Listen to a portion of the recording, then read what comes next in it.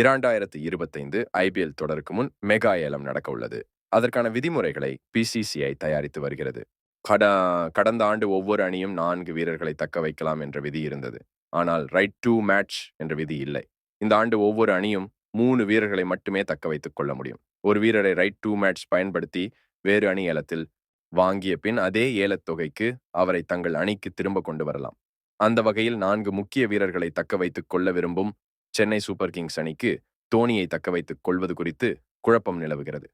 தோனியை தக்க வைத்துக் கொள்வதில் உள்ள சிக்கல்கள் என்ன அப்படின்னு பார்க்கலாம். தோனிக்கு தற்போது 42 வயதாகிறது. அடுத்த ஆண்டு அவர் முழுவீச்சில் விளையாடுவது, குறிப்பாக பேட்டிங் செய்வது சந்தேகத்திற்குரியது. மேலும் தோனிக்கு தற்போது 12 கோடி ரூபாய் சம்பளம் அளிக்கப்படுகிறது. இது அணியின் ஒட்டுமொத்த வீரர்களின் சம்பள செலவின தொகையில் சிக்கலை ஏற்படுத்தும்.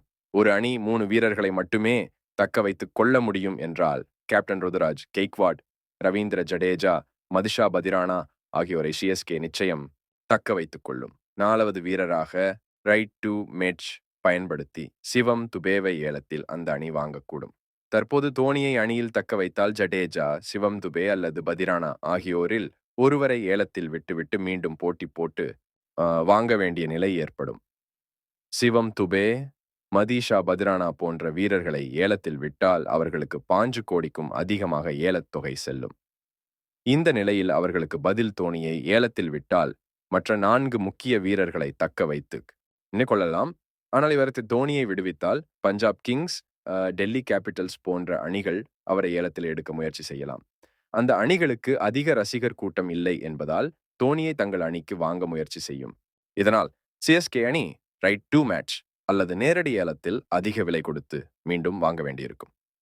தோனி ஏலத்தில் குறைந்த விலைக்கு போனால் மட்டுமே ரைட் டு மேட்ச் மூலம் வாங்குவது சிஎஸ்கே அணிக்கு லாபகரமாக இருக்கும். தோனியை தக்க வைத்தால் சிவம் துபே, பத்ரானா போன்ற வீரர்களை ஏலத்தில் அதிக தொகை கொடுத்து சிஎஸ்கே அணி வாங்க நேரிடும்.